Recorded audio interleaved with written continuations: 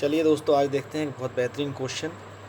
A B C plus A B B is equal to 777 और इसमें हमें find करना है कि ए बी और सी की वैल्यू क्या होगी। इस तरह की जब भी कोई क्वेश्चन आता है हमारे सामने तो हम थोड़े से कंफ्यूज हो जाते हैं कि ए बी सी और ए डबल बी और यहाँ पर कोई हमें नंबर नहीं दिया तो हम इसको कैसे फाइंड करेंगे। तो ये एक थोड़ा सा रीजनिंग वाला क्वेश्चन है जिसको हम मैथमेटिकल रूप से इसको सॉल्व करने की कोशिश करेंगे।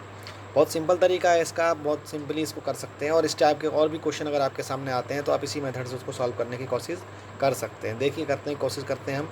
तो सबसे पहले हमने ए बी सी को लिख लिया और हम इसको खड़े में यानी कि इस तरीके से इसको प्लस कर लेंगे ए बी पी और इसका आंसर कितना है हमारे पास, जो रिजल्टेड आंसर दिया है वो है 777।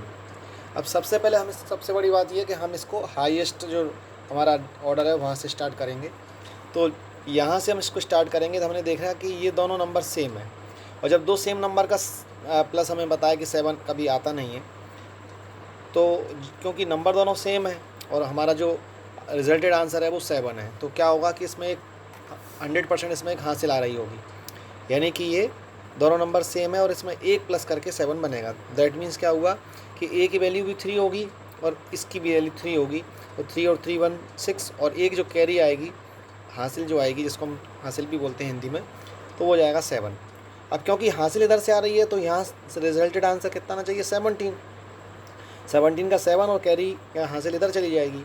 तो ये दोनों जो बी हैं उन दोनों का जो रिजल्ट जो दोनों का सम है वो कितना होना चाहिए 16, क्योंकि एक जो यहाँ से हम कैरी इसको दे रहे हैं वो यहाँ पे हम यहाँ से इसको देंगे।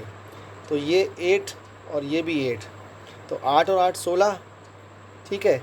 लेकिन ये 8 और 8 16 हो रहा है और ये हो रहा है 7, तो वो भी पॉसिबल नहीं है कि दो सेम नंबरों का सम 7 आ जाए, तो ये भी 17 होगा तब हम इसको दे पाएंगे। तो यहाँ पर भी एक कैरी यहाँ हम इसको बगल वाले को दे रहे होंगे। अब बी क्योंकि हम 8 मान चुके हैं तो यहाँ पर भी ये 8 होगा, ये वाला बी।